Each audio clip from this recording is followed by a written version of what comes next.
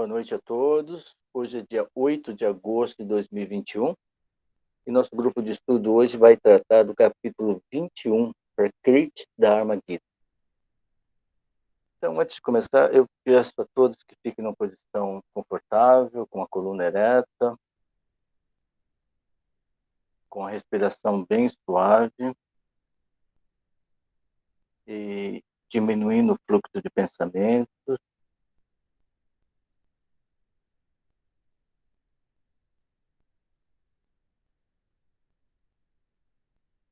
Vamos invocar o Mangalagaya.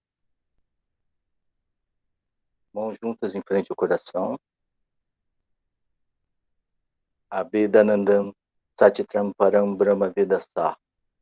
Yope Yatama Samachita Hanga. Devim Kalyana Shaktim Prapada Sarvam Pravisha. Amitoham Ajaroham Lokibhyaha Shukamidatam. Om Shrim Sal, Shrim Sal, Shrim Sal. Indivisível felicidade, sua imagem transcendente, Brahma, verdade é. Perfeita alma, equânime, mente realizada. Divino e glorioso poder, seguindo tudo se realiza. Imortal eu sou, sem idade eu sou. Que os mundos alcancem essa bem-aventurança. Om Shrim Sal, Shrim Sal, Shrim Sal. Pedindo aos mestres que nos iluminem na noite de hoje, para que possamos ter o melhor entendimento possível das palavras do Gita e que, após ter esse entendimento iluminado, possamos utilizá-los na prática do nosso dia a dia. Eles nos abençoe, tenhamos uma excelente noite de estudo. Muito obrigado. Rubens, por gentileza.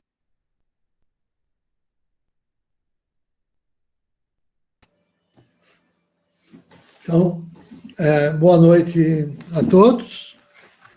É uma alegria a gente estar aqui para fazer mais a discussão desse capítulo, né? O capítulo 21 agora, dessa Gita Bhashya de Ransa Yogi, que é o capítulo Prakriti Dharma Gita.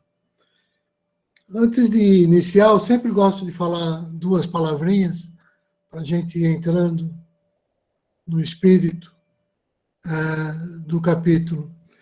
E eu lembro, como sempre, nós já estamos na fase do Yoga Kanda, né, ou do Shuddha Yoga, né?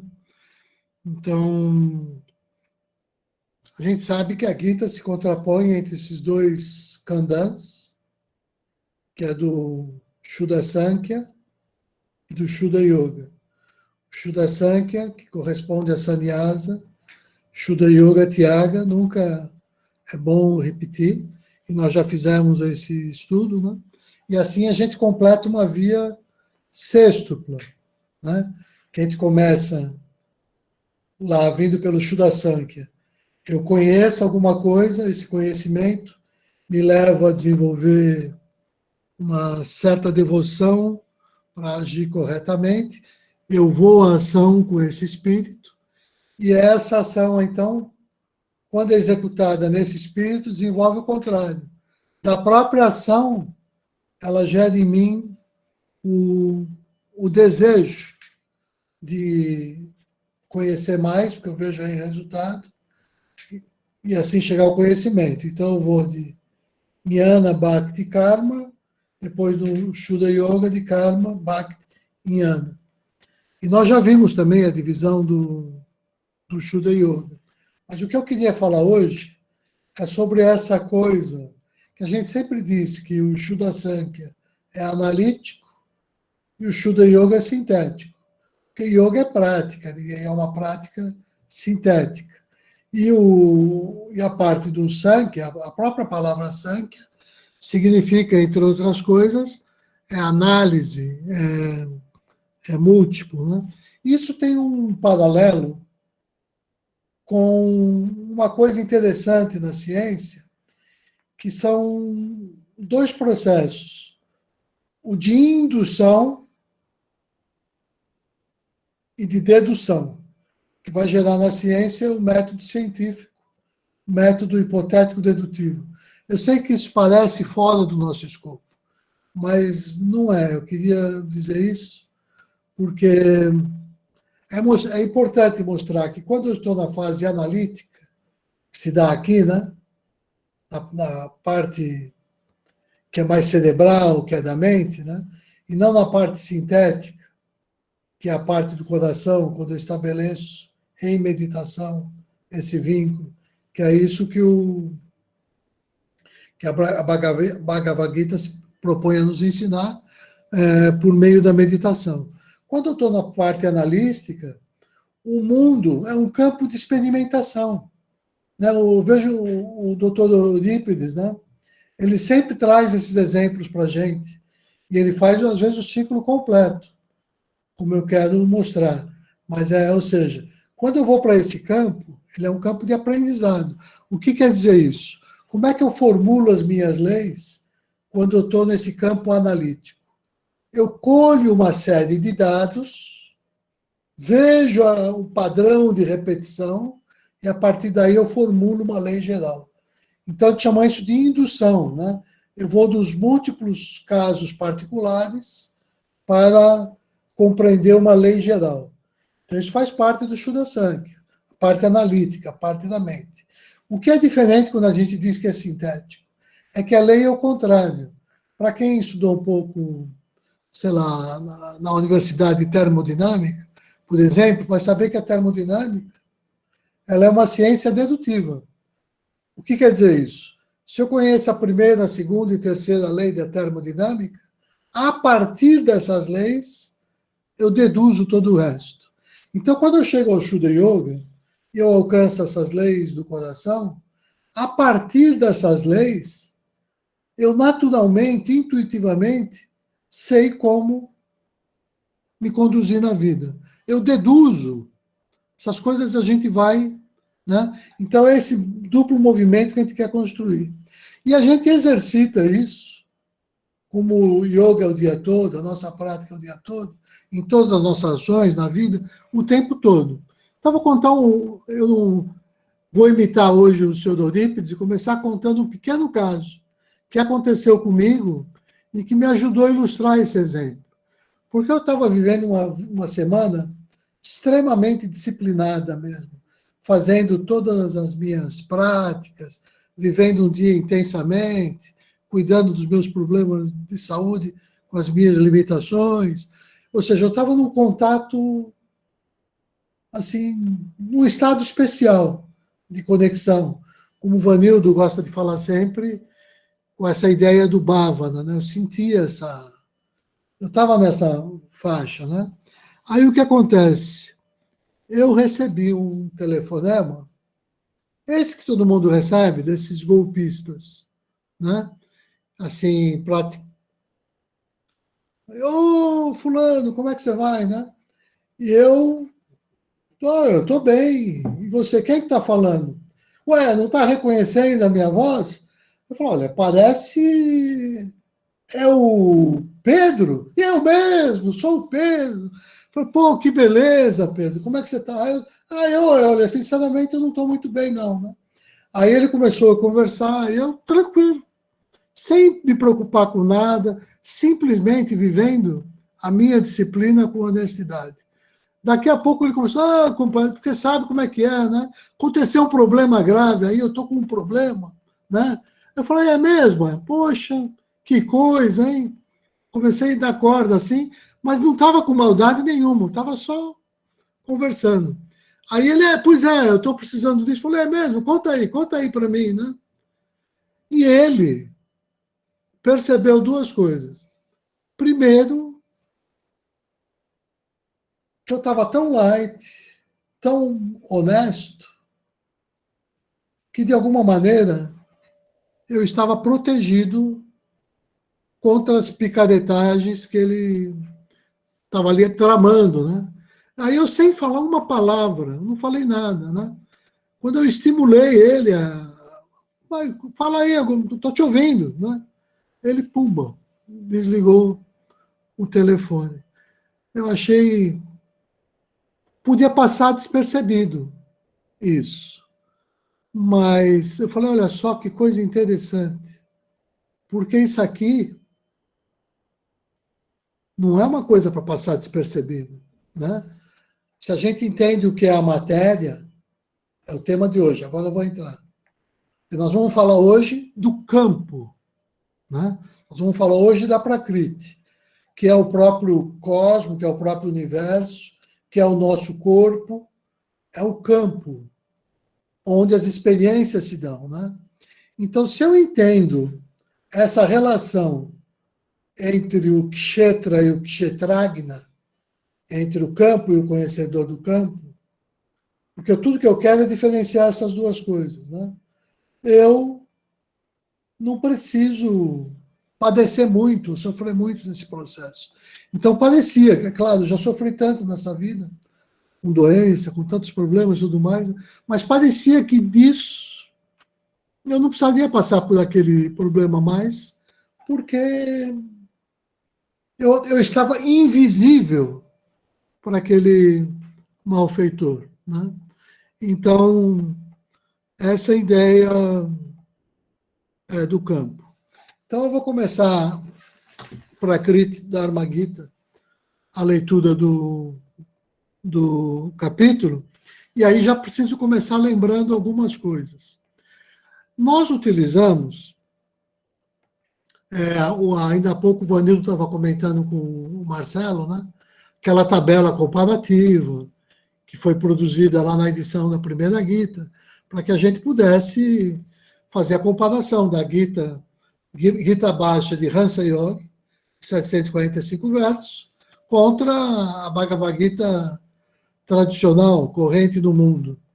E essa tabela, ela, além de apresentar aqui e ali alguns errinhos, talvez de digitação, né, ela também não nos alerta para uma outra coisa, que é o fato de existir no mundo mais de uma recensão da Bhagavad Gita. Essa mais comum, de 700 versos, é a recensão de Shankara, que vem da Gita Bhashya de Shankara, lá dos anos 780, mais ou menos. Então, essa que chegou até nós, mais comum, tem os 700 versos. Agora, tem algumas com pequenas variações. Por quê? Porque no capítulo 13 dessas Gitas tradicionais, o primeiro verso não aparece em algumas recensões e aparece na outra. Aí isso já dá um problema, porque algumas Gitas vão dizer que são 700 versos, outras têm 701, e outra puxa a numeração um pouco para cá, um pouco para lá, para dar os 700, a outra não faz, mas tem essa pequena variação. E isso refletiu na nossa tabela, que é o que eu quero mostrar hoje. Então, para começar, esse primeiro verso, que a gente faria o estudo comparativo, que seria, no capítulo 13, o verso primeiro, ele mas não é muito, porque esse é o dito cujo, que em algumas Gitas ele aparece, em outras Gitas ele não aparece. Então, inclusive, eu não sei se foi o Fahrenstein, ele, ao invés de numerar como 13.1, ele numera como 13.0. Esse que é o primeiro verso do capítulo 21 da nossa Gita Bhashya. Ele numerou lá na Gita ortodoxa como 13.0, se não me engano. Por quê? Lembrando que não é em todas as recensões que aquele verso acontece. E aí, qual é o problema? Que para que os versos depois deem certinho, o verso 2 e 3 aqui da nossa Gita, aquela tabelinha que faz a comparação, associou com o mesmo número, 13.2, para depois poder acertar a numeração. Só que nessa coisa meio apressada, a gente não conseguia achar, mas esse verso, então 2 versos se referindo ao mesmo, aqui tem alguma coisa errada. Então, é claro que agora já está claro que é esse problema de numeração, então basta a gente fazer essa correção na nossa tabela, que é como eu vou mostrar. E mais lá para frente, depois vai ter um problema mais sério, mas quando chegar na hora eu mostro. Então aqui basta isso. É que esse primeiro verso, se eu quiser fazer equivalência, eu tenho que lembrar que não é em todas as guitas de 700 versos que ele aparece. E às vezes aparece como número 0. Então, mas diz assim, agora eu vou ler o verso, que pode ser 13.0 ou 13.1, quando a gente vai fazer a equivalência da nossa guita com a outra guita. Ó Keshava, aspiro saber o que é a Prakriti e o Purusha, o Kshetra e o Kshetragna, o morador interno, como também qual é o conhecimento necessário e a que ele conduz. Esse capítulo, essas duas palavras são muito importantes, Kshetra e Kshetragna. Né? Porque Kshetra quer dizer campo, Kshetragna, conhecedor do campo. O campo é o campo material, é a Prakriti. E o conhecedor do campo é o Purusha, não tenha dúvida, é o Kshetragna. E por que essa palavra é importante? Porque dentro dessa ideia de campo e força, até a própria, depois até para atrair para a matéria, existe uma série de metáforas que podem decorrer daí. Mas, antes de tudo, eu preciso lembrar que a Bhagavad Gita, ela se inicia com a expressão Dharma Kshetre Kuru Kshetre. A primeira palavra que aparece no texto da Gita, lá no capítulo 1. Isso quer dizer o seguinte, Kshetre ou Kshetra, né, que é o campo, é a primeira palavra que aparece. E aparece essa contraposição com Dharma e Kuru. O campo dos Kurus, o campo físico, na matéria, e o campo do Dharma, que a gente pode se dizer que acontece na consciência, no espírito.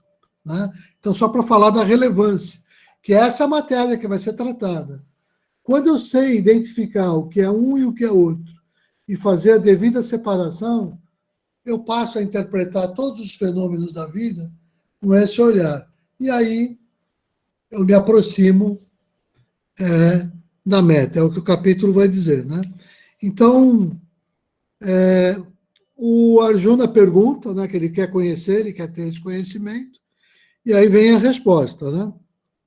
Esse corpo é sharira, né, para quem a palavra que aparece em sânscrito, que é corpo.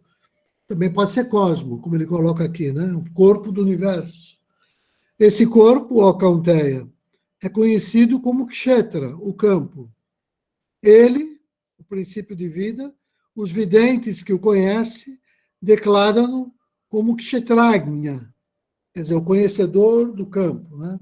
Kshetragna, essa ideia de conhecimento, de conhecedor. Né? Conhece-me, ó Bharata, como Kshetragna, o onisciente morador interno, em todos os corpos. Minha afirmação é que o verdadeiro conhecimento é aquele que revela a natureza do Kshetra, ou da matéria, e do Kshetragna, do Atma, o princípio de vida, e a sua ação recíproca.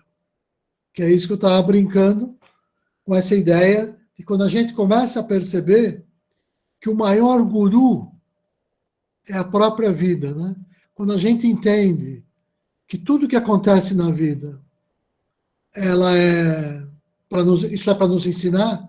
Quando eu digo os 3 aforismos, tudo é Deus, tudo é a natureza de Deus e tudo é necessário, eu tornei divino todo o campo, toda a matéria.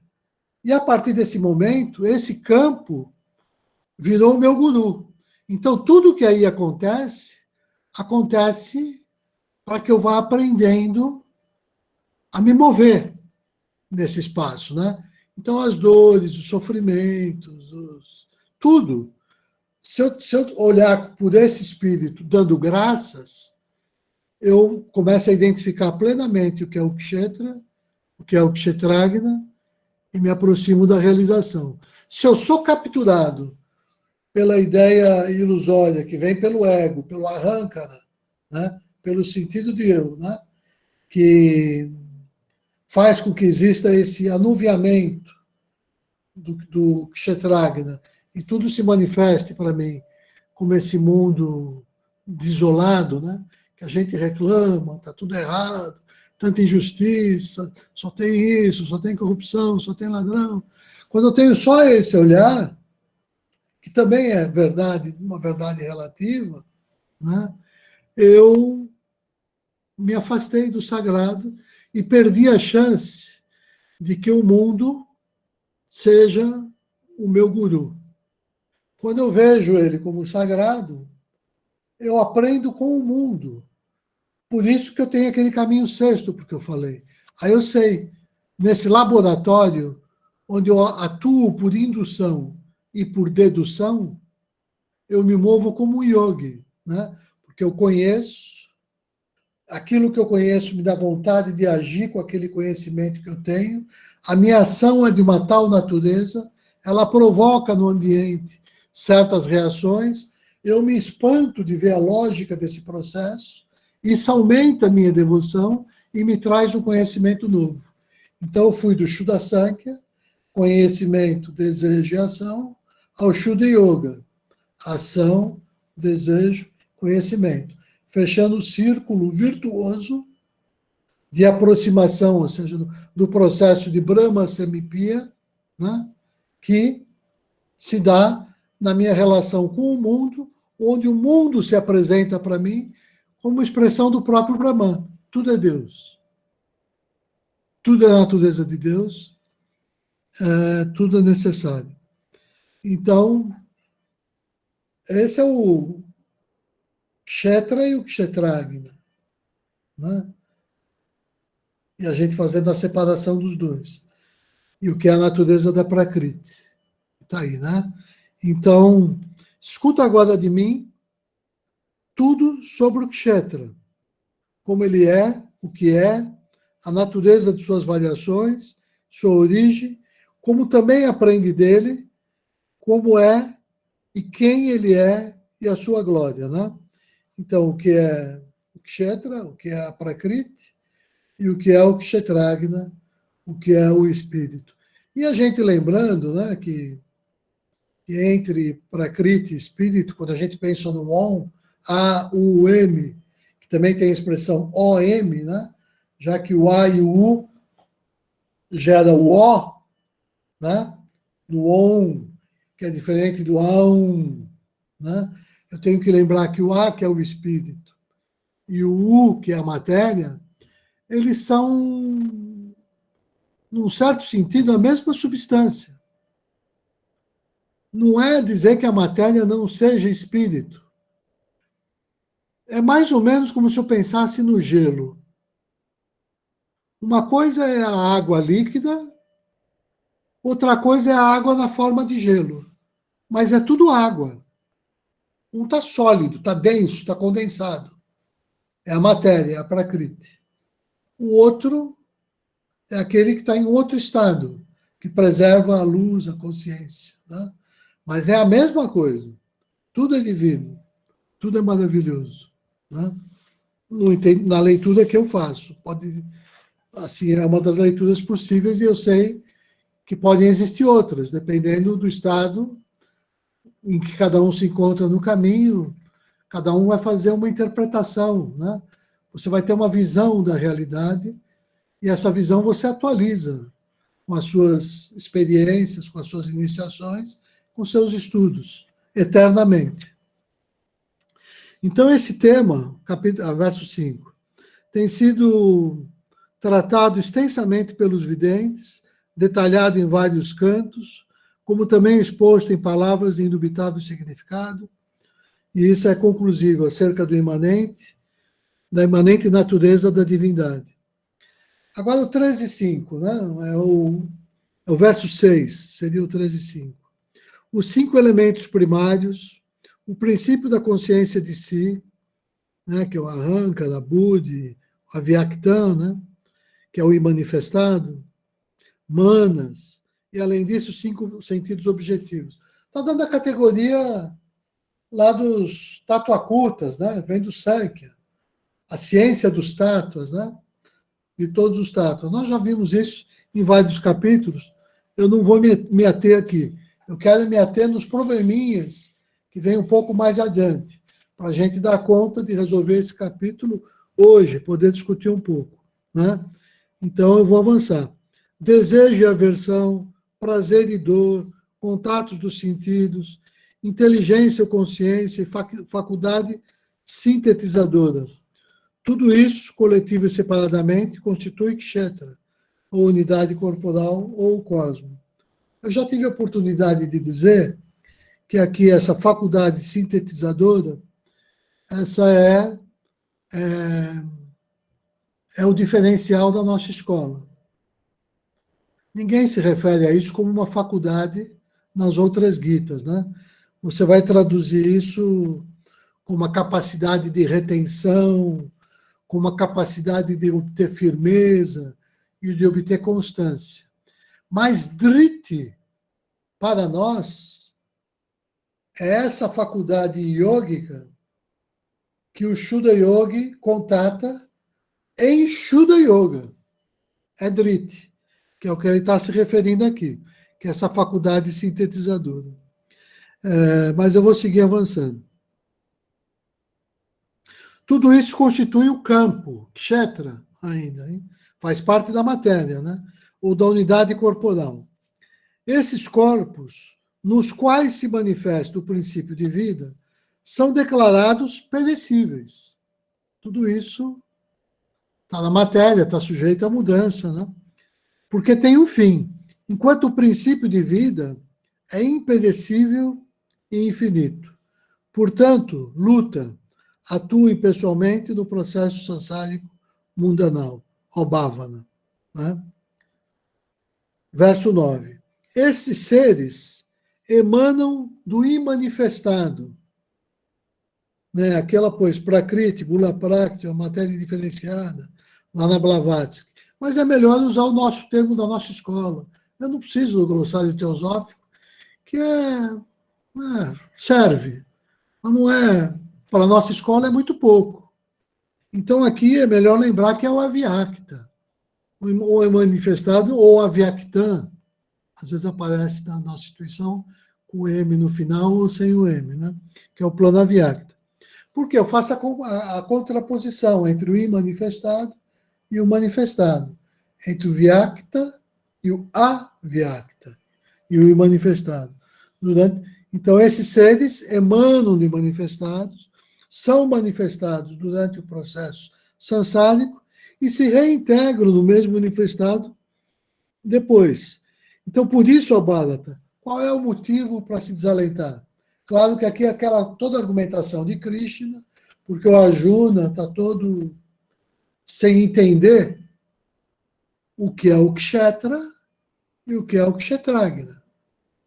E quando eu olho para tudo isso, com esse olhar que o Senhor Krishna está favorecendo que a Arjuna desenvolva, né, ele vai passar a lidar com essa matéria, guardando as devidas proporções, como eu brinquei que estava lidando com o menino que queria me passar o trote no telefone. Né?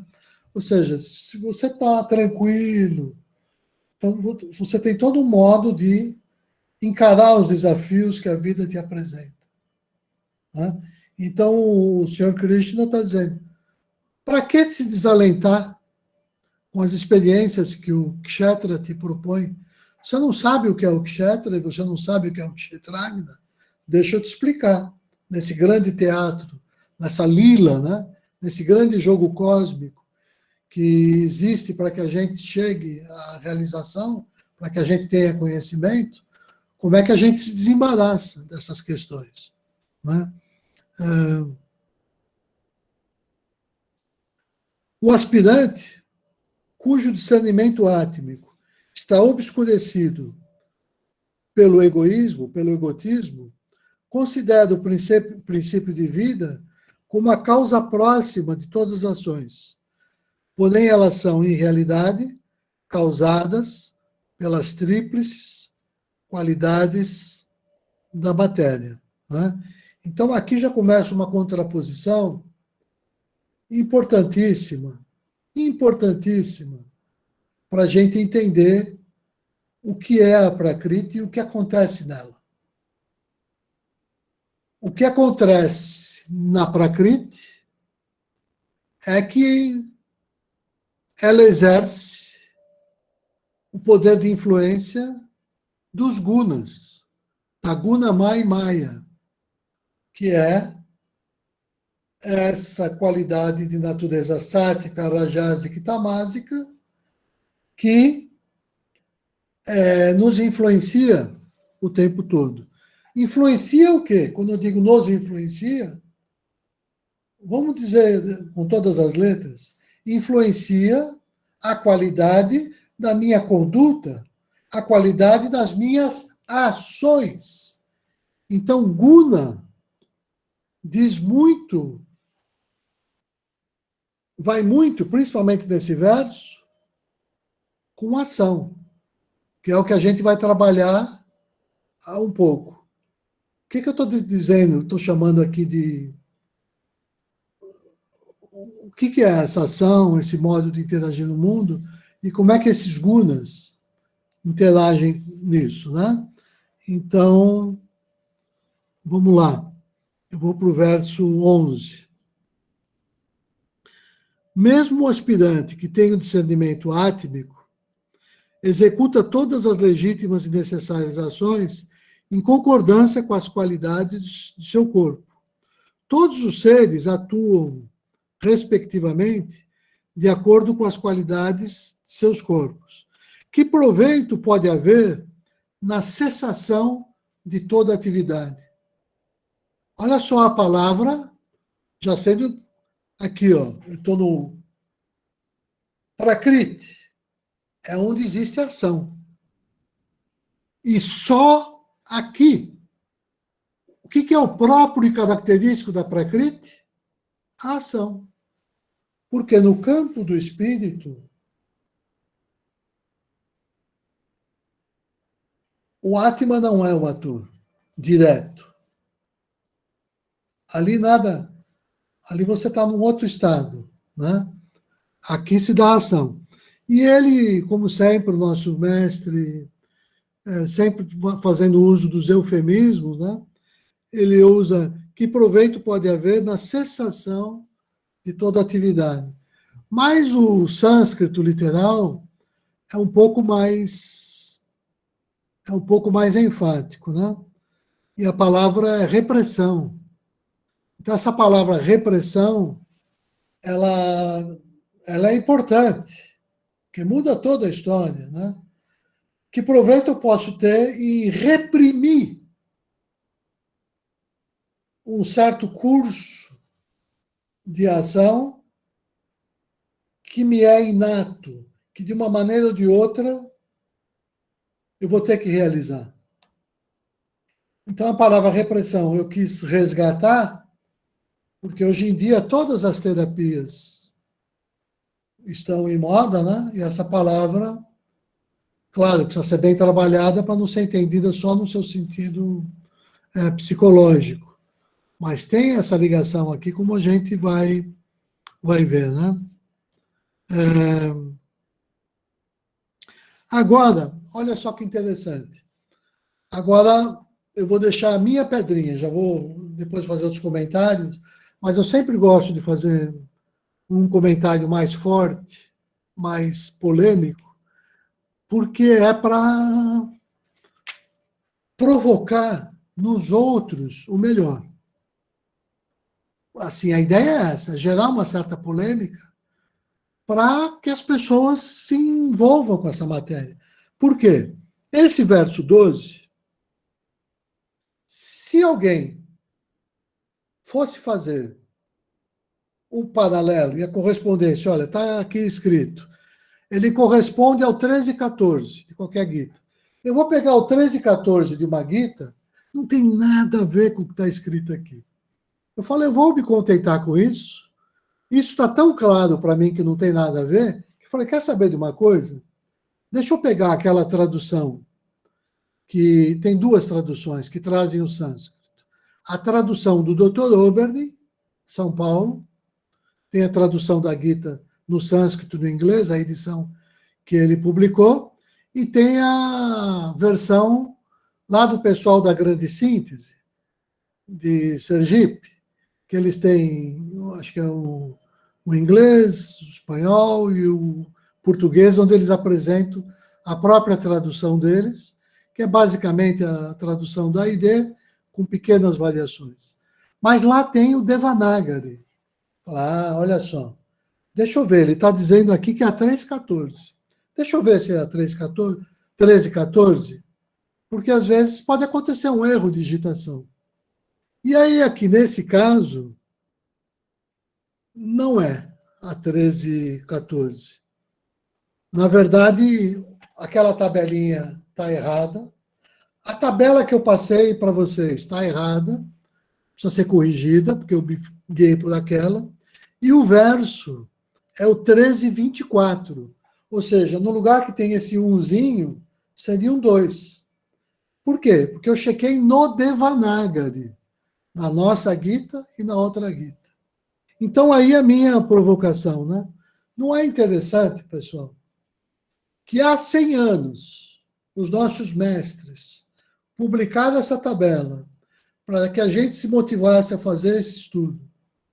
E depois de 100 anos, ninguém tenha nem se dado conta de que esse verso...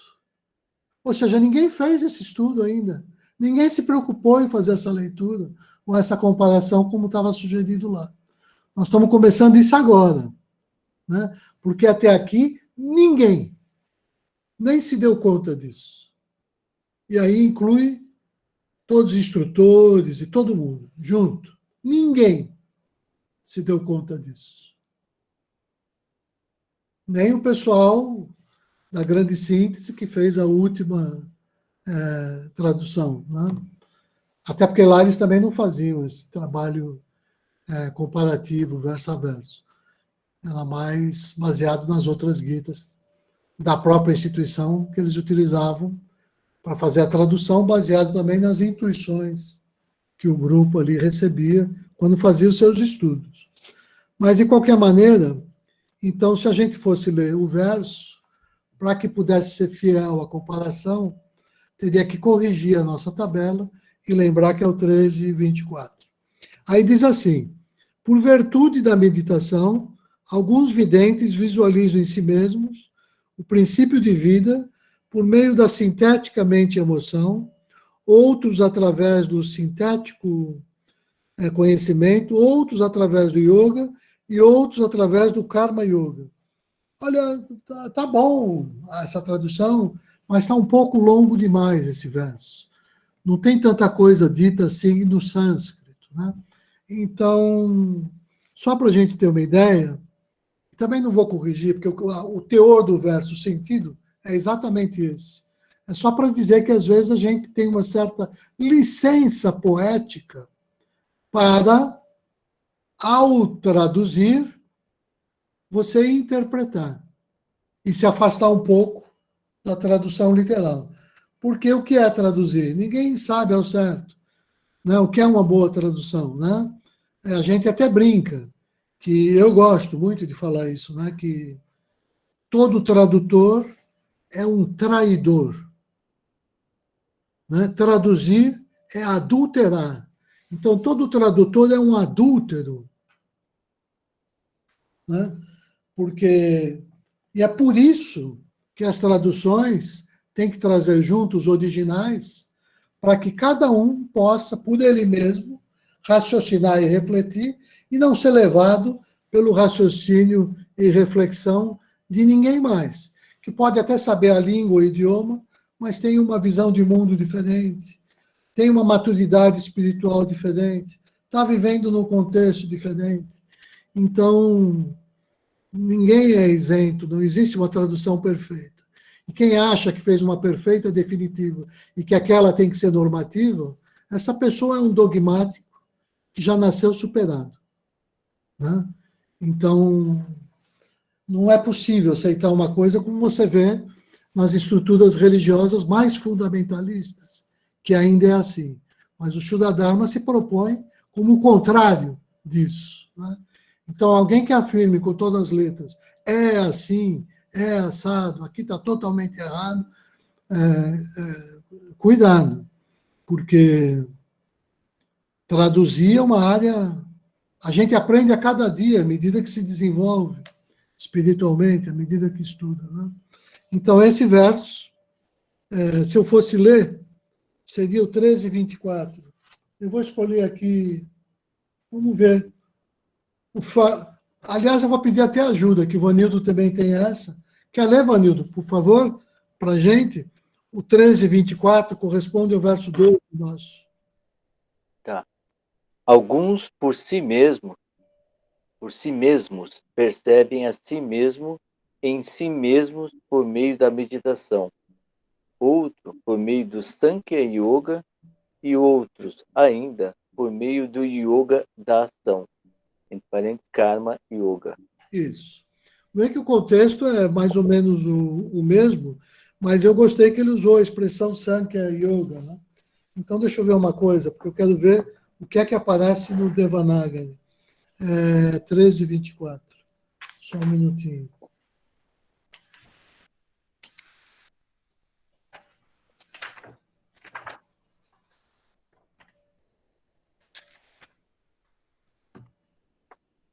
Treze, 24.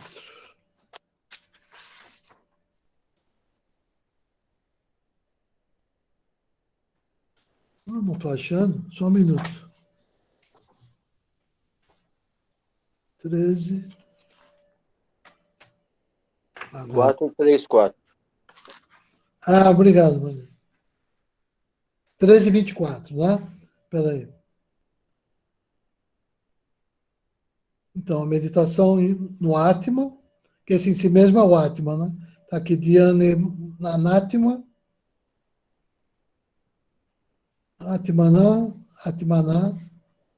Sankhya, Yogena, Karma Yogena. Está aqui, a palavra Sankhya é literal. E ela fica mais bonita, de fato. Eu, ao invés de usar aqui no nosso texto essa expressão, outros através do sintético conhecimento, eu chamaria aqui de Sankhya Yoga, né? Como chamou Florenstein. Mas é só uma observação, a ideia é a mesma. Ivanildo, se puder aproveitar e ler o seguinte, porque o 13:25 já é também o que nós vamos ler em seguida no nosso texto. Só para ele. Mas outros que o ignoram, ouvindo falar disso, o adoram. Também eles transcendem a morte, por terem sido dedicados ao que ouviram. Então, agora vamos ler na nossa. Eu vou ler então como está na nossa. Outros, porém, não sendo capazes de assim reconhecê-lo, através da meditação, muito bem lembrado, adoram o princípio de vida, seguindo os ensinamentos dos videntes. Aqueles que são bem versados no conhecimento sagrado superam no devido tempo a ignorância que obscurece o conhecimento átmico. Mas olha só que interessante, esses, tem que ficar claro, são aqueles que não podem reconhecê-lo através da meditação. Ele diz no início, né? Então, deixa eu ver mais um texto aqui, só para ver se isso aqui me ajuda, que é o 13:25.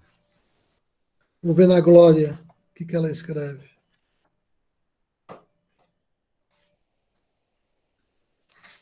Alguns veem o ser na mente, com a mente, através de meditação. Outros, através de estudo e questionamento. E outros, aliás, desculpa, esse ainda é o anterior. Porque a numeração da glória acontece aquilo que eu disse. Aquela diferença de um verso. Então eu li errado. O dela aqui seria o 26. Porém, outros que dessa forma não conhecem, buscam o ser escutando de outros. E esses também, comprometidos com o ensinamento, com certeza ultrapasso a morte. Ou seja, alcanço a realização. Olha só que bondade do mestre que ele está dizendo, né? Essa gradação de caminhos, que mesmo que eu não consiga realizar a disciplina superior proposta no Shuddha Yoga, no Shuddha Dharma, né?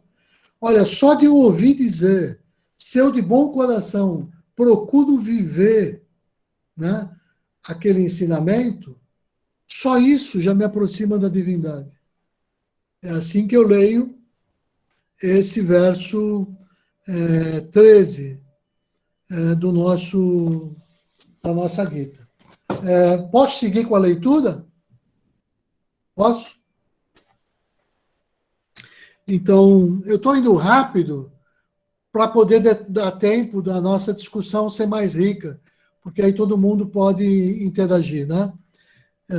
E eu estou me atendo só nos pontos que, para mim, são aqueles que, assim, que eu tenho mais problemas com eles.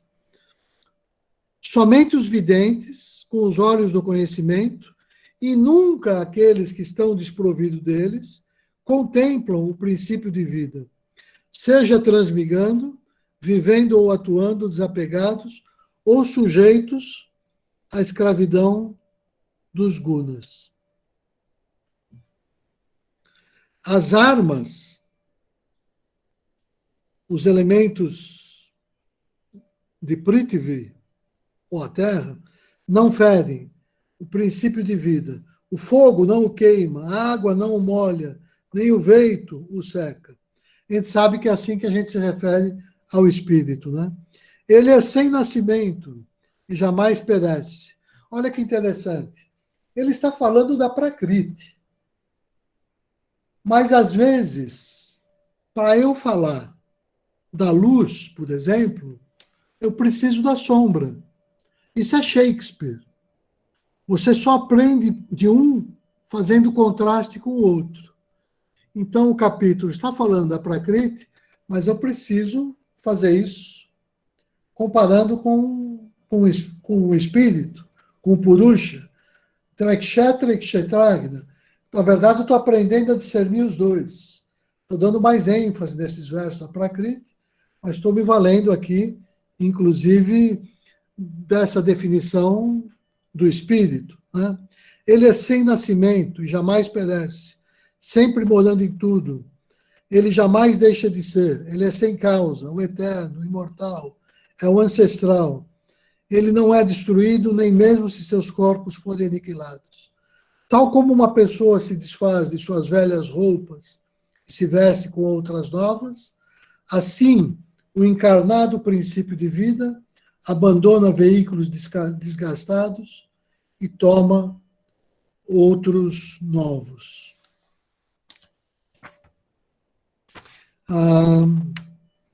Se, todavia, consideras o princípio de vida constantemente nascendo e morrendo, nem mesmo assim, ó tu de grandes proezas, terias razão, terias justificativa, está aqui, para afligir-te.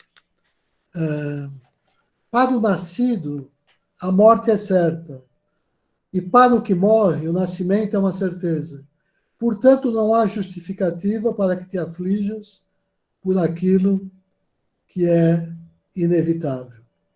Uns consideram esse princípio de vida com admiração, outros o descrevem como maravilha, outros ainda ouvem falar dele com assombro.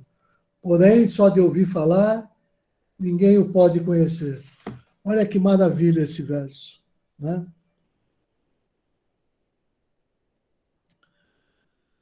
Não adianta a gente ler sobre o Atma, ouvir falar só sobre o Atma, se a gente não for à experiência, à prática, se a gente não entender como fazer uso dessa relação entre Kshetra e Kshetragna para que o Espírito se revele para nós em todas as ações do mundo e depois em nosso próprio coração, de uma maneira mais profunda, né?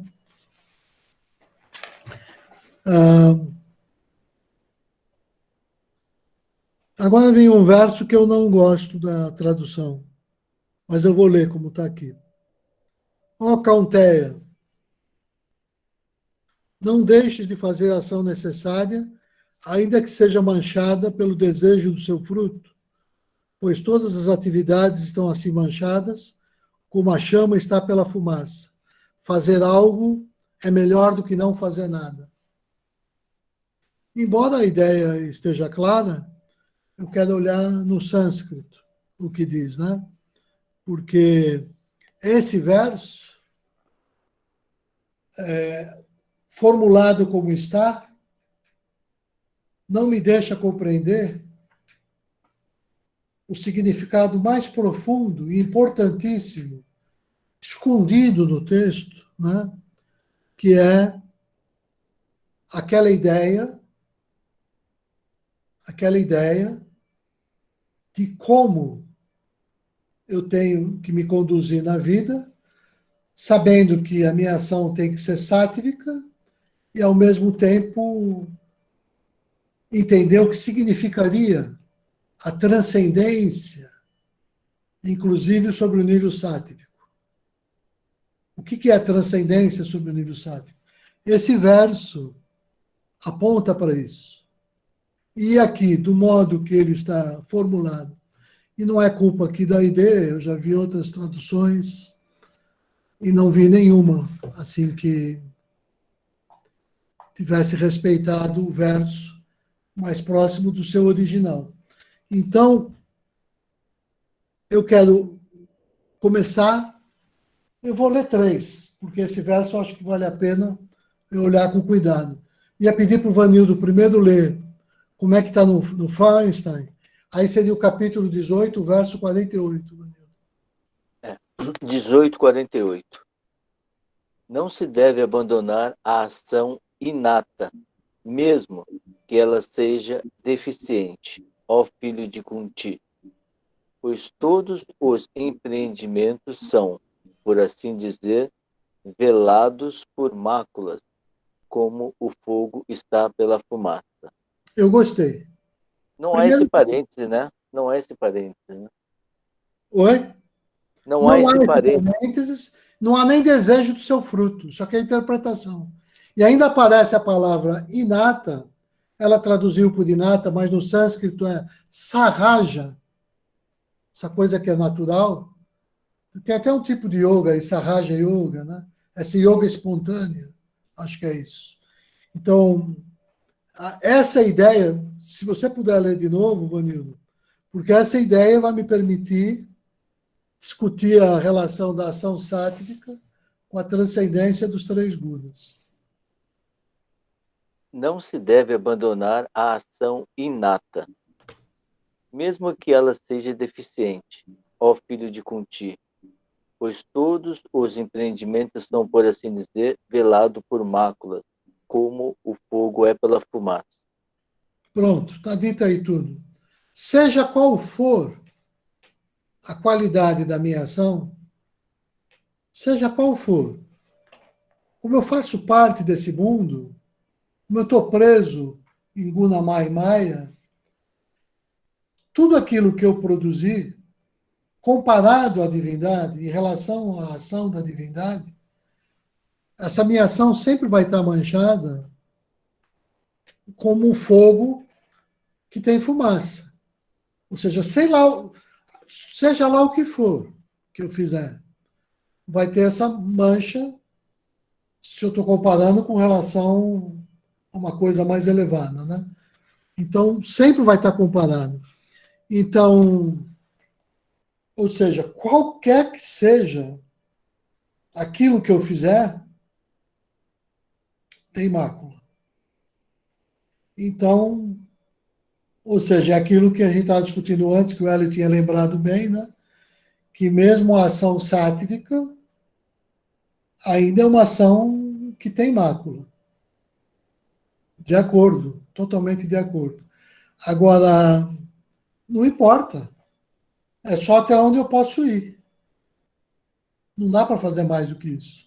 A gente só vai descobrir o que dá para fazer mais quando chegar lá. Não dá para ir além do nível sátivico. Porque qualquer ação tem mácula, e no máximo ela pode ser sátrica para nós. É o que eu depreendo do texto, não nesse verso que está aqui na nossa Gita, que confunde um pouco as coisas. Ele é problemático aqui, porque não é só a interpretação do autor, né? Ele desvia um pouco a gente do tema, quando acrescenta coisas que não estão em discussão nesse momento, né? Que é o caso aqui de falar do desejo ao fruto, que é claro que tem a ver, é claro que está ligado com tudo isso, mas não está sendo citado no verso. Não aparece no sânscrito. Isso. Deixa eu ver como a Glória Arieira traduziu esse verso. 1848. A Glória. Ó, Sarraja, que vem com o nascimento. Né? Então, 48. Ó, Caunteia, a pessoa não deve abandonar a ação de sua responsabilidade que vem com o nascimento, mesmo que seja defeituosa, pois todos os empreendimentos estão envolvidos por defeito, assim como o fogo por fumaça. Tá bom também, porque pelo menos não se afasta do literal. Então, na dúvida, é sempre bom a gente estar próximo do literal. Precisa muita autoridade espiritual para eu me afastar sem risco do literal, né? E passar a conotar, ao invés de simplesmente dizer o que o verso denota. A conotação já é o floreio, né? E os floreios envolvem risco, sempre, né?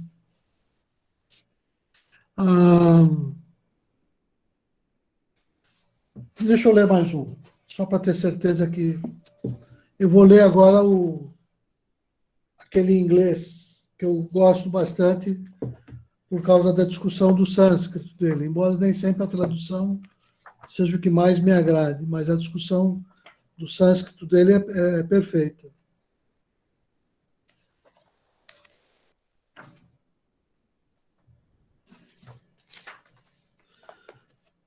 Eu vou tentar ler em português, apesar de estar em inglês, né? Então, eu vou engasgar aqui porque é inglês macarrônico.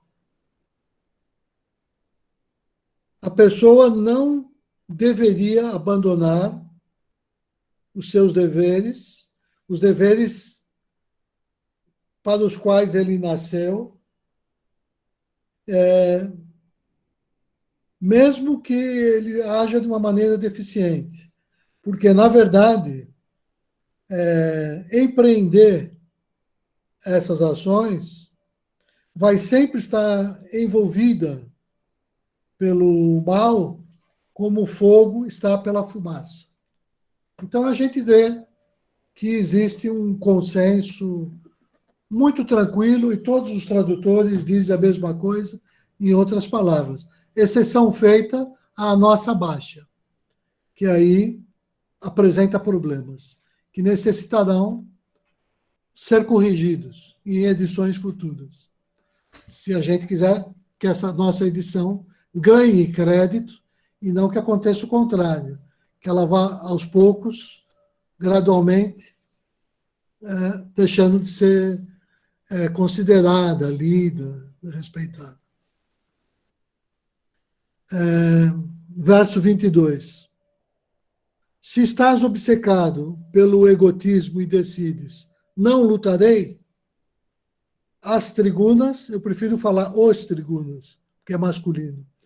Os trigunas nascidos da Prakriti te impelirão à luta, e assim tua resolução não se cumprirá.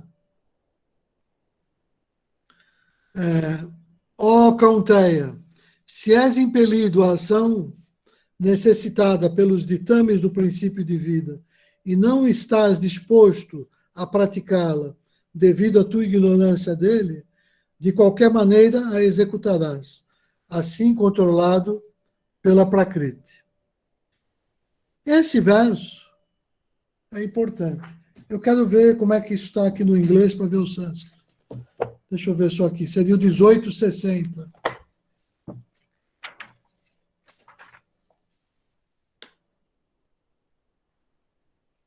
O que você não deseja fazer por causa da ilusão, você vai fazer de qualquer forma, mesmo contra a sua vontade, por causa da escravidão ao seu próprio karma, nascido da tua natureza material.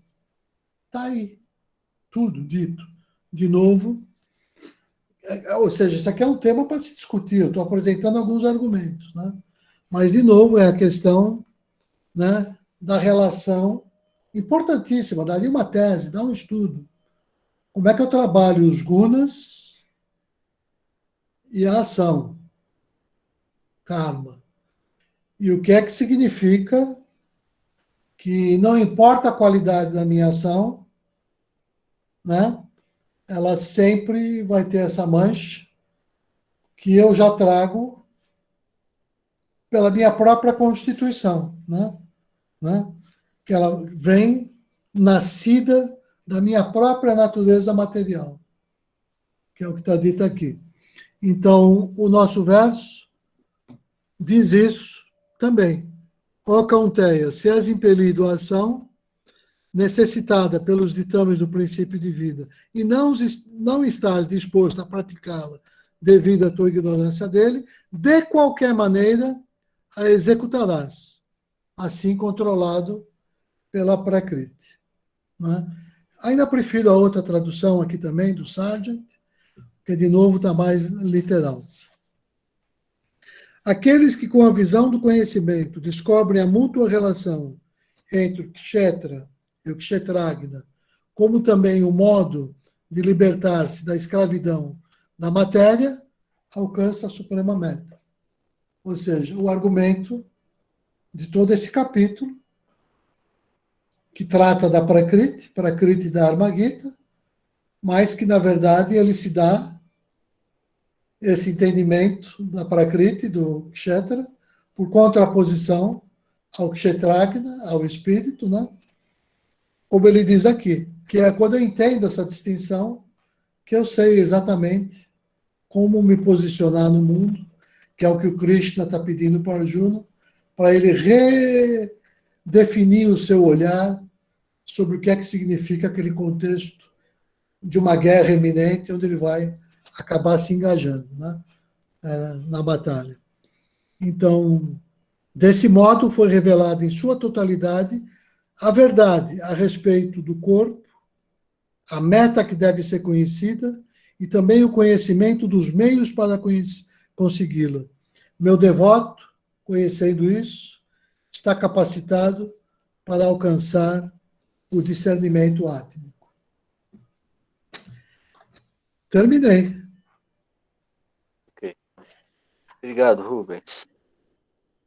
Eu só queria acrescentar uma coisinha aqui antes de rodar. Assim, eu não sei se eu vou ser muito simplista aqui no que eu vou falar, mas o que eu pego desse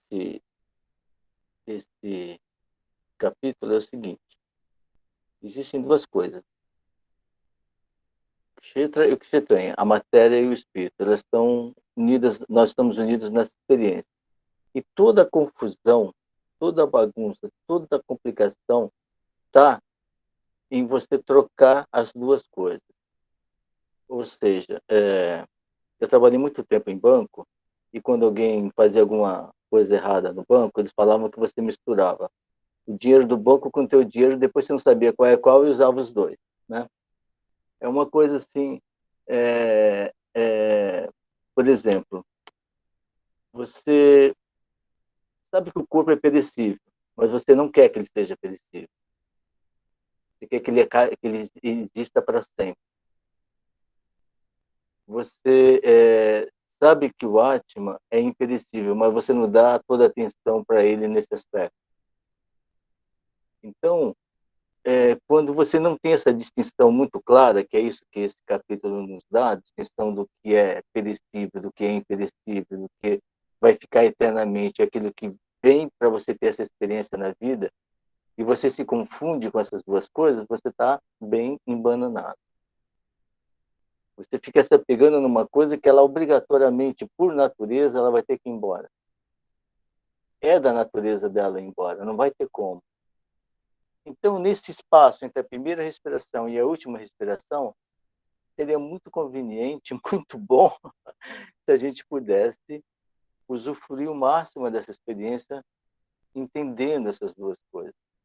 Nós estamos aqui, seja pleno na tua vida, e depois vai para outro estágio que eu não sei qual é, mas que é essa história. Mas enquanto está aqui, a experiência de você entender que uma coisa é perecível e que a outra não é, seria muito conveniente para a gente não lutar não pôr todas as tuas testas naquilo que não vai ficar. Mas, em compensação, não esqueça daquilo que vai ficar eternamente, não deixe esquecido aquilo. Esse balanceamento das duas coisas, eu acho que é a eterna sabedoria que ele vem nos dar nesse capítulo. Não sei se falei muita besteira ou algo do tipo. Eu acho que você falou importantíssimo, né? Porque isso é o ego que faz. Tudo isso que você descreveu é o instinto de sobrevivência do ego, arranca, né? É a função dele fazer isso. E a nossa disciplina é buscar o Atman e a gente purificar o ego. Eu achei que você foi no. Eu vejo igual você. Beleza. Então, está aberto. Alguém quer comentar algo aqui?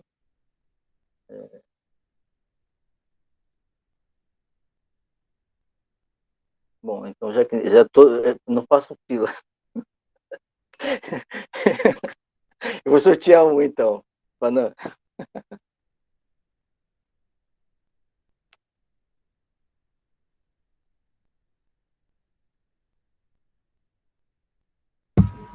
Oi, estão me escutando? Sim. Tá. Acho que volta também a questão do Isavase, né? E que é. E como o Rubens também colocou hoje, né, que é o estado entre o espírito e a matéria é como se fosse a água, né? O sólido, né, o gelo, ela líquida, né? Eu vejo dessa maneira também. Mas trazendo assim para o prático mesmo, né, da vida, que é o que eu fui buscar também lá em Sergipe, é a questão do Dharma. Para que eu tô aqui nessa vida de fato, né? Qual é realmente o meu papel, né, enquanto matéria, enquanto essa dimensão, né? Essa é a questão assim mais primordial, porque tem até no livro do Dharma, da Ana Bessan, né, ela explica um determinado momento, né, e até faz uma analogia com uma criança brincando de boneca, né, e se essa criança quer ir para um estado mais evoluído, que seria o ser mãe precocemente, ela estaria sendo precoce, né? E prejudicando a sua evolução natural, né? Dando um passo maior no momento ainda inadequado. Então, o que eu vejo na questão da matéria, né, que é o que eu busco também, é essa questão de será que eu estou realmente desempenhando o meu papel nesse momento enquanto matéria? Né? Porque eu não vejo assim dificuldade, pelo menos, de entender o que existe o espírito, que é o imperecível, é o eterno, né? Mas eu não estou vivendo nessa plenitude, eu estou vivendo na limitação ainda da forma, na limitação dessa dimensão. Então, toda a minha questão assim de trazer para o prático é isso, né? Essa questão prática mesmo do que eu estou vivendo. Né? Estou enrolando assim um pouco porque é difícil mesmo. Na minha cabeça ainda é muito difícil entender na prática, né? Porque eu abri mão de coisas que eu acho que foi precoce, no momento precoce, né? Porque no fundo, eu já entendia o, ou estava me precipitando como aquela menina que ainda tinha que estar brincando de boneca e queria ser mãe porque era um estado um pouco mais evoluído, né? Não sei se eu me fiz entender, né? Mas é basicamente isso que eu busco, né? Essa questão dessa compreensão e viver esse momento agora. Namastê. Posso comentar, Vanildo? Um minutinho? Por gentileza.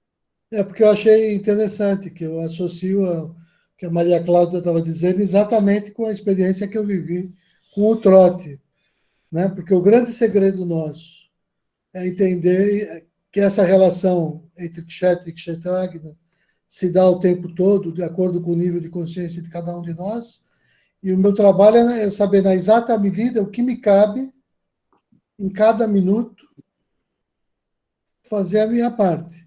E, de fato, se eu avalio isso para mais ou para menos, eu me afastei dessa linha, né? Então não adianta se eu cismar aqui, eu quero ser, eu sou o novo Messias. Não adianta eu querer isso. Ou então eu sou o representante de Mitradeva na Terra. Não adianta. Isso ou seja, nem adianta querer muito e nem adianta ir para o outro extremo. O grande segredo é esse diálogo com o mundo e saber que o mundo é o teu guru. É o mundo que te dá a resposta, mas não é que a resposta só vem do mundo. Essa resposta tem ressonância no teu coração, porque você entendeu essa interação de Kshetra e de Kshetragna, né? Então, quando você alinha, quando você acerta isso, você vai caminhando gradualmente. E eu já vou parando porque já falei muito e porque também o Hélio vai falar agora. Tua mão, né? O Hélio... Posso dar o meu pitaco aí?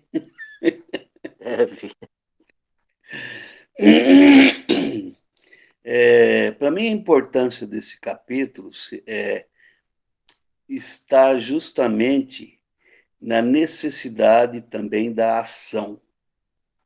Né? Ele fala, mesmo que ela seja manchada, você tem, porque é impossível não agir. Não existe. Né? Não existe. E sem a ação, não existe o despertar das qualidades do Atman. Ele permaneceria do jeito que veio, volta, não é? Nós só vamos despertando as qualidades do Atman à medida que vamos agindo, quebrando a cara, acertando ou errando, não é? E para que não permaneça assim somente as ações negativas, para que elas não atuem sobre nós, não deixem resultados, é que o próprio Gita, o Senhor, o Krishna, né, ele vive falando. Entoe sempre o Om. No início de toda ação, entoe sempre o Om. Se ela for positiva, tudo bem. Se for negativa, não vai ter resultados negativos para você. Né? Então, para mim, são as braçadas dentro da água que nós temos que dar para atravessar o rio. Né? Às vezes a gente erra, afunda, bebe um pouco de água, mas continuamos, né? Porque ela é necessária. Não existe, o ser humano não consegue viver sem as ações. Então, e isso é corroborado pelo Sri Janardana naquele texto dele, Atrevamo-nos, já que somos humanos, né? Que ele fala assim, que nós, da Shuddha Dharma, nós temos de atuar aqui no mundo e não nos isolar. Certo? Não nos isolar.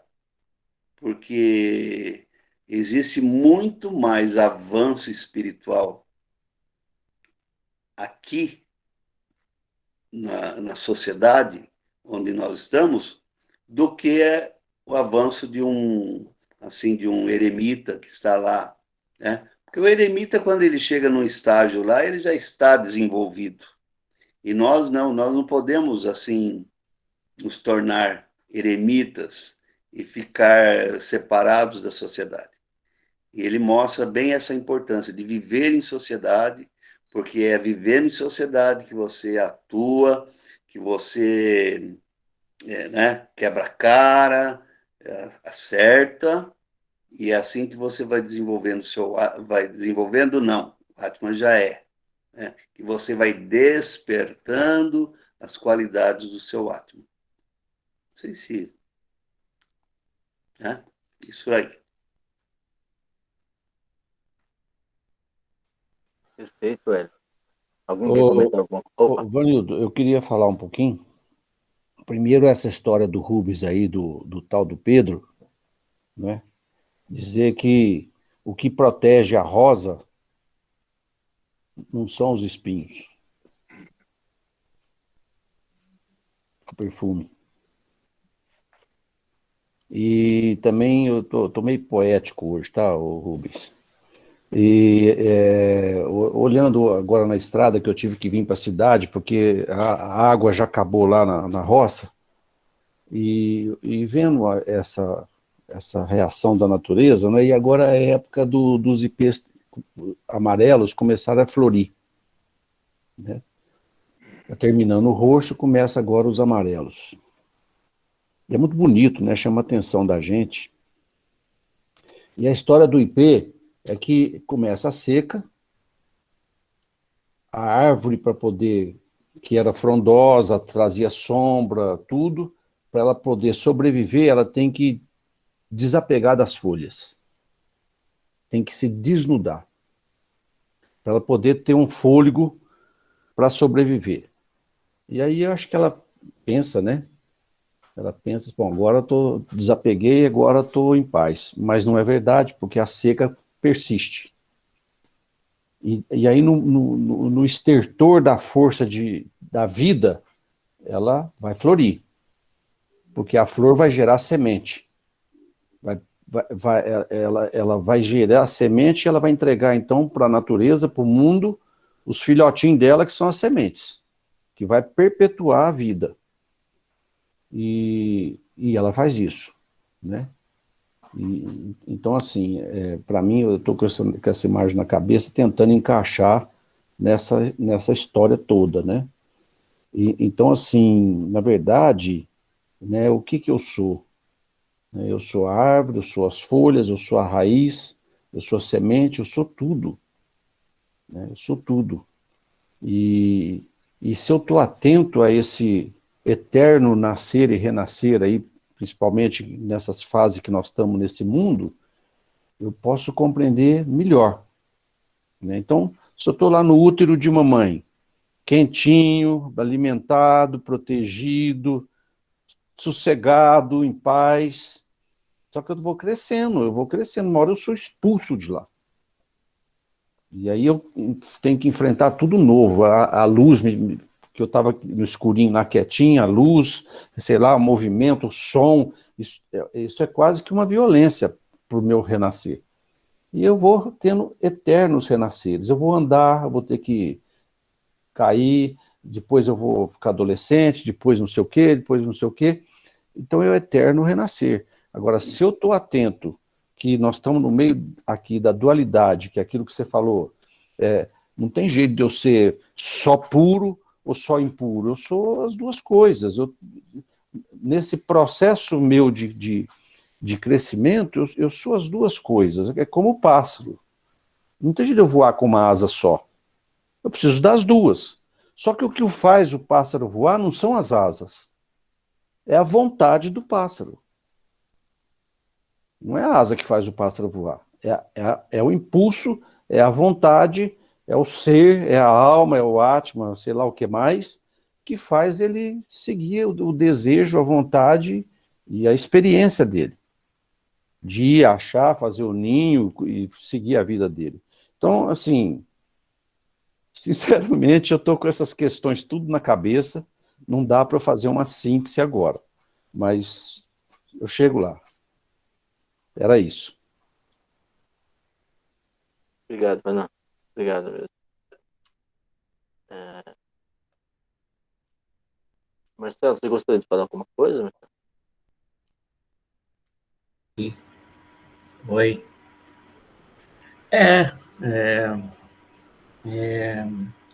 Qual foi a compreensão, né, a respeito do que foi falado aí? No meu entender, ainda continua essa guerra interna que o homem trava no interior dele, né? O capítulo mostrou o exemplo do Rubens, né?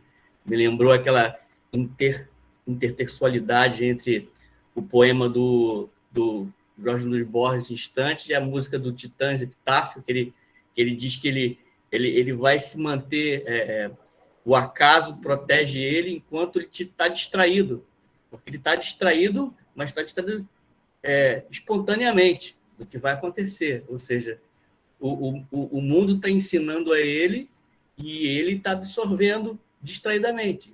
Ele está distraindo de forma espontânea. E ele acabou, o rapaz do outro lado desistiu de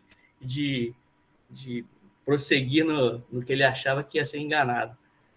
Então, eu vejo isso, né? Eu vejo que essa luta interna, tanto é que o Vanil também deu o exemplo, né, dessas questões que acontecem dentro da gente, a gente tenta solucionar devido à do próprio conflito que a gente tem dentro da gente, que é esse conflito do que a gente sente, do que a gente pratica, ou seja, espírito, alma, dentro de um só, que é esse campo que a gente atua, né? Que é o nosso campo de atuação. E no caso das ações, uma omissão também é uma espécie de ação, né? Você, mesmo não agindo, algo acontece, algo está te empurrando, algo te empurra para que você realize ou se realiza alguma coisa em você, na sua vida. E como eu tenho um pouco de, ainda dentro da minha cabeça, a filosofia acadêmica, eu custo um pouco para poder assimilar de forma bastante mais espiritualizada, transcendente, algumas questões, porque a gente está, que é a própria nossa luta mesmo, né? Devido a algumas definições muito de filosofia acadêmica que não encaixa na transcendência da própria cultura da mitologia hindu. Então, é passo a passo, né? É isso. Obrigado, Marcelo, por expor aquilo que você conseguiu ver. É muito interessante. A produção aqui está informando que o termo atrevemos-nos, já que somos humanos, já está disponível no grupo, tá? E Rita, por favor, se queria falar alguma coisa. Obrigado, Marcelo. O Rubens levantou a mão e o Hélio também. Me desculpe, Rubens, é que aquele termo gravação está bem em cima da sua foto, que eu não havia percebido. Quem que levantou a mão? Rubens. O Rubens e quem mais? O Rubens. Não, a minha apenas continuou. Ok. Não, na verdade, antes da Rita, eu até quero falar antes dela, porque é só uma observação em relação à fala do Marcelo, foi muito importante. Eu acho que ele captou o espírito do que eu disse. Mas eu preciso fazer uma pequena correção, que é muito importante e faz toda a diferença, né? Que essa palavra distração, não, a minha ideia foi passar a ideia do contrário, ou seja, a gente chama de mindfulness, ou atenção plena. Ou seja, quando eu estou olhando para a vida, com consciência desse capítulo, eu estou mergulhado nessa compreensão né, de que tudo é Deus, tudo é a natureza de Deus, tudo é necessário. E esse jogo de interação do espírito e da matéria.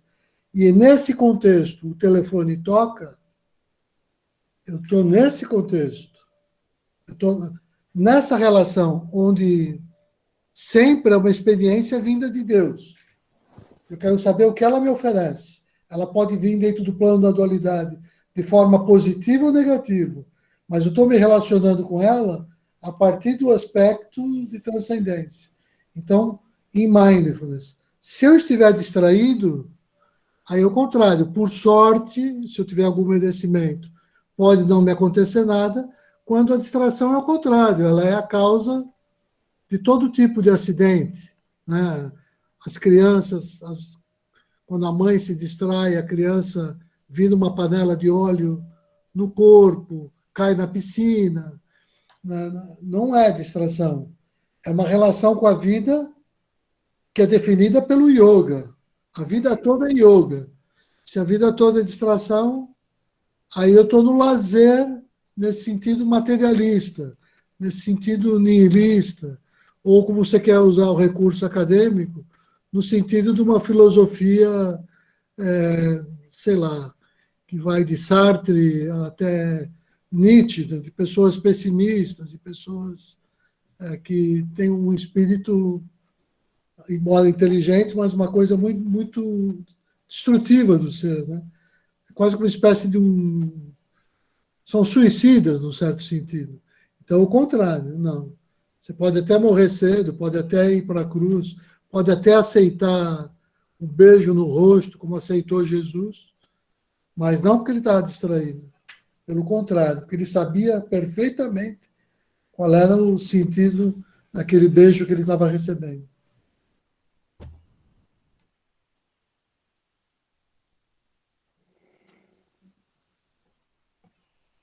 Ok, obrigado. Alguma mais? Rita, então, por favor. O Hélio também acho que tinha levantado a mão. A minha mão tinha permanecido, viu, Rita? Era só aquilo que eu queria falar mesmo. O distraído hoje sou eu. Que bom. Acho que eu não tenho muito a acrescentar, não. Aprendi muito hoje. Mas o que fica para mim é o seguinte: assim como o nascimento e a morte são certas, somos acompanhados pelo princípio divino o tempo todo e estamos a serviço dele, sujeitos, é claro, às limitações da matéria. Então essa é a minha síntese sobre esse capítulo. Eu fico só com isso. Obrigada. Nós que agradecemos. Deixa eu dar uma olhadinha geral aqui. Seu Eurípides, por gentileza. Bom, boa noite a todos, que a paz de Deus esteja com todos nós. Um dos versículos diz o seguinte: o verdadeiro conhecimento é aquele que revela a natureza da matéria, o Atma e a sua recíproca, em ação recíproca. Esse conhecimento, no meu entendimento, é aquele conhecimento dos tátuas, que são 24 tátuas, que é conhecer a matéria. E aí, primeiramente, existe o Mahabhutas, que é a terra, água, fogo, ar, éteres. E depois o Tamantras, que é a forma, sabor, tato, odor, som. Depois tem o Gnanendriyas, os olhos, língua, pele, nariz, ouvido. E depois tem o Karmendriyas, pernas, mãos, boca, órgão de procriação, órgão de excreção. Depois nós temos humanos, a mente emocional, né? E o Marte, que é o intelecto, e a Vyakra, que é a matéria indiferenciada. E depois tem o Ahankara, que é o 24º né, tatos, que é a consciência do ego, né? E o 25 elemento é o Purusha. Então, eu entendo assim, quando nós, que é a matéria, é todos nós e o cosmos todos aí, percebemos Deus nos compenetrando, como se fosse um puríssimo cristal. Aí nós vamos sentir Deus em nossos órgãos, células e glândulas. E sentir Deus em todas as coisas, em todos os seres. Então, acho que isso que é fantástico. Você viver a consciência de Deus nas ações que vamos fazer o dia todo. Eu acho que isso é fantástico. Eu tive uma experiência, na época que eu fui vice-prefeito, eu, antes de chegar na prefeitura, eu encontrei uma senhora com grandes problemas que ela começou a dizer para mim, e naquele momento também eu estava no estado de graça, estava conectado com o divino. E eu simplesmente vendo ela como se estivesse sentindo o Atma, conectado com ela. E aí, simplesmente, eu sentindo e dando o ouvido àquilo que ela quis dizer, em certo momento ela me disse: Eurípides, eu já sei o que fazer. Eu falei: querida, vai com Deus. Deus te abençoe.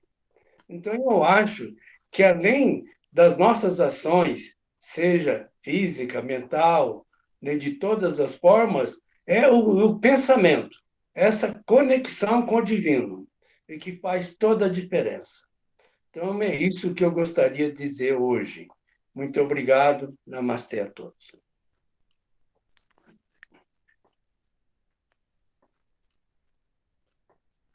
Obrigado, Felipe. Obrigado mesmo. Quer fazer algum comentário? Alguém mais? Eu acho que eu só quero dizer isso. O seu Eurípides é impressionante como o que eu tentei dizer e não consegui, ele, do coração, em três linhas assim, elegantes e simples, ele disse tudo agora, né? Eu gostei de todas as falas, assim, fiquei muito impressionado. Cada um veio corrigindo uma partezinha, montando uma pedra do quebra-cabeça, né? A ideia da roseira lá do Fanon, ou o pássaro que não voa com uma das asas, né? A fala do Hélio, no início, a Rita, a Maria Cláudia, o Marcelo, o Vanildo. Eu só tenho a agradecer por fazer parte desse grupo, poder trocar, interagir, exercitar aqui, assim, esse espaço de diálogo, de respeito, onde a gente tem liberdade, a gente se expor um pouco mais, de se abrir e de sentir que o grupo já é um grupo que acolhe, né? E essa energia me nutre. Eu, quando termina essa reunião, eu me sinto alimentado pelo grupo. E eu tenho... Nós não deveríamos ter essa necessidade ou carência, mas eu tenho. E às vezes eu me esforço, falo, produzo. Na verdade, é como se eu quisesse dar minha contribuição na engrenagem para poder também me sentir parte e vivo na estrutura, né? E esse grupo ele é muito especial porque ele é diferente, cada pessoa tem a sua natureza e sua independência, mas as falas, a gente conseguiu uma coisa que eu acho difícil, que nós representamos, eu vejo assim, esse círculo, né, que trata da essência do sagrado. E em sânscrito a gente diz círculo, mandalã, essência, eu posso traduzir por Shuddha, e sagrado por Dharma. Então aqui de fato é essa egrégora onde o Shuddha Dharma se manifesta. Eu fico feliz e honrado da gente estar dando vida para que o Shuddha Dharma se manifeste, para que ele se concretize, para que ele se materialize, né, nas nossas vidas. Não fique só no discurso, em texto, porque isso aconteceu há quantos mil anos? Quando a Gita foi publicada, o Shuddha Dharma se manifestou, né? Depois, com a mensagem de Jesus, ele mostrou como o Shuddha Dharma, com essa ideia da conexão com o coração, da meditação, podia ser alcançada por todas as pessoas, mas é só agora, a partir do início do século XX, que isso, de fato, foi proposto de uma maneira assim mais ampla e acessível para todos. E eu percebo que aqui isso está acontecendo. Então, estou feliz de estar aqui. E nós estamos felizes com a sua presença, Rubens. Aliás, com de todo mundo, né? Mas, em especial você que nos ajudou aí a clarear, o Hélio que sempre nos proporciona aí momentos de grande percepção. Rubens, nós vamos corrigir a tabela, não? Então, a minha aqui eu já corrigi. Eu posso mandar uma outra cópia, eu compartilho no grupo, Ah, a legal. minha cópia atualizada. Tá, beleza. Pessoal, não sei, o Rubens estava falando ali, eu dei uma viajada. Dei uma viajada no bom sentido, Rubens. E eu fico realmente muito feliz com esse grupo. Assim, uma felicidade que me... Sei lá o que acontece. A gente faz com muito coração isso aí, o Rubens também. A gente sabe assim, toda a jornada que não é muito simples para você estar aqui, de todo mundo. E olha que louco, né? Tem 3 do Rio. Você está em Ribeirão, ou Rita? Ou está em Florianópolis? Bauru, Franca, e eu estou aqui em São Paulo, né? Mas nós vencemos a distância através dessas propostas aqui. Agora, a gente tem que vencer aquela outra distância, que é do coração. E isso a gente deu um passo nesse sentido, né? Entender tudo isso, cada vez que você entende, você consegue estar mais próximo do outro. Próximo, não fisicamente, mas próximo nas ideias, próximo não sei, a gente é uma coisa unida, assim, eu acho bem bacana isso. Eu fico muito feliz de que cada um, não sei, eu fico muito feliz mesmo, assim, não é por escolha não, é coisa que eu sinto mesmo, assim. Espero que para todos vocês tenha sido uma boa noite. Agradeço ao Marcelo aí por abrilhantar também aqui nosso evento, nosso encontro hoje. Rubens, mais uma vez, brilhante, muito tranquilo. Maria Cláudia, eu ia falar Vanildo, mas sou eu mesmo, então não. A Rita, o Luiz, o Hélio. O Hélio, a sua presença aqui é muito importante, Hélio. Você não queira medir o quanto é importante você estar aqui com a gente. Assim, a gente enche muito de felicidade você estar aqui, porque a gente está fazendo um trabalho em que, de coração mesmo, para que tudo isso funcione, né? E você, estando aqui, dá uma legitimidade, dá uma guarida para a gente. Assim, é muito importante. O senhor Eurípides é uma luz aí que está andando com a gente, e eu sempre lembro de vocês todos. Eu fico muito agradecido. Eu pedi a um dos senhores que encerre aí a reunião de hoje, senão a gente vai ficar a noite toda aqui. Você poderia fazer essa gentileza, Hélia, de encerrar a reunião para a gente, por favor? A mim, Oi? Mãos juntas em frente ao coração. Om Namaha. Shri Paramarishibhyo Yogibhyaha. Shubhamastu Sarva Jagatam. Em nome de Deus, nós agradecemos aos seres divinos por esse tempo sagrado que passamos aqui, adquirindo todos esses conhecimentos. Namastê. Namastê. Namastê. Boa noite a todos. Boa noite a todos. Obrigadão a todos. Vamos falar a Muito obrigado. gravação e desligar. Namastê. Obrigado. Boa noite.